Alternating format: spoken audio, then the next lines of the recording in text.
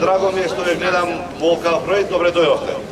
Со особена радост се обраќам денес пред вас. За мене представува чест што сум кандидат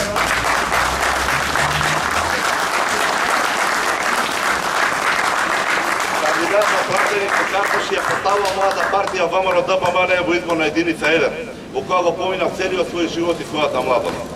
На почеток ќе ве замолам да ги почитуваме здравствените протоколи и да држиме дистанца помеѓу себе. Нивната неспособност да се справат со ковидот направи ситуација оваа криза да трае цела вечност. Мислат дека тоа ќе ги разубеди граѓаните да излезат на избори и да го остварат своето изборно право.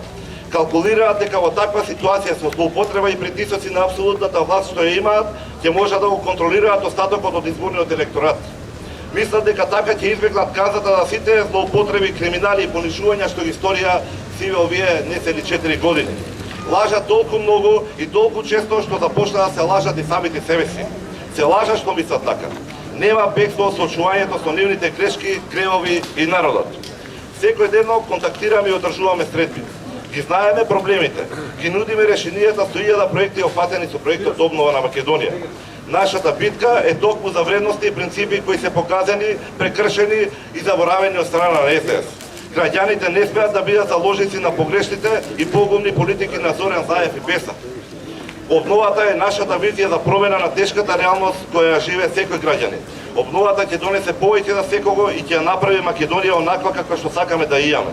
Проектот Обнова на Македонија опфаќа мерки и планови кои се изготвуваат повеќе месеци од стручни лица, базирана на потребите на граѓаните, со конкретни рокови кон кои се обврзуваме дека ќе ги исполниме. Се обврзуваме на зголемени плати за 25%, невработеност под 10%, рамен данок од 8% и раст на БДП од 4% годишно. За да го зголемиме животниот век на пензионерите, ќе направиме реконструкција на повеќе здравствени домови, ќе направиме здравство ориентирано кон пациентите и ќе ги зголемиме пензиите за 20%.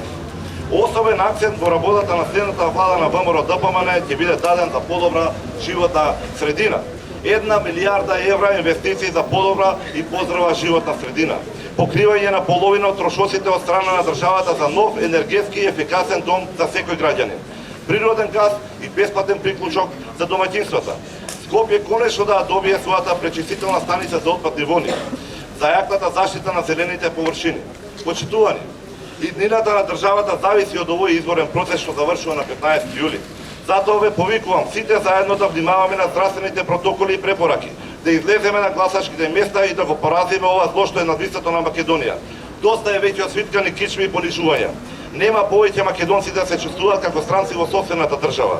Заедно, исправени, на 15 јули одбираме обнова на Македонија. Да живее ВМРО-ДПМН! Да живее политиката обнова на Македонија! Да се живее крај!